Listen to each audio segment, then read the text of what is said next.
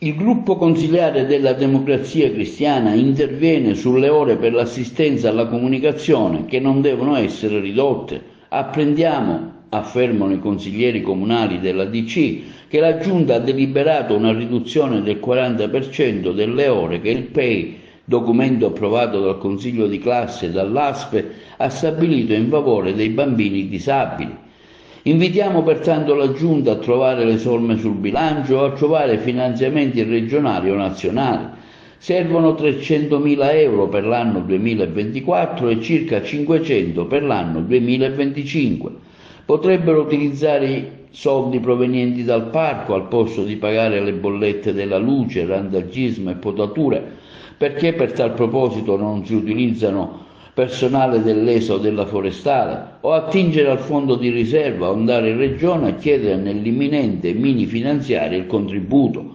Com'è possibile, continuano i consiglieri comunali dell'ADC del comune di Agrigento, che le associazioni riescano a ottenere finanziamenti sui fondi regionali e nazionali per spettacoli teatrali e il sindaco di Agrigento non riesce a trovare 800.000 euro per l'istruzione per i ragazzi più fragili? Questo è uno dei motivi che ci ha indotti a non essere presenti ad una sessione di bilancio assurda e infruttuosa.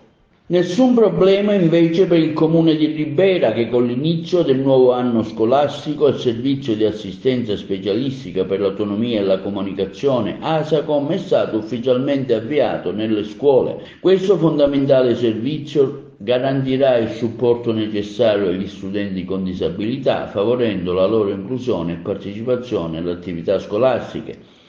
L'attivazione del servizio ASACOM in favore di 55 alunni di Ribera rappresenta una garanzia significativa verso una scuola più inclusiva e attenta alle esigenze di tutti gli studenti, afferma il sindaco della città Matteo Ruvolo.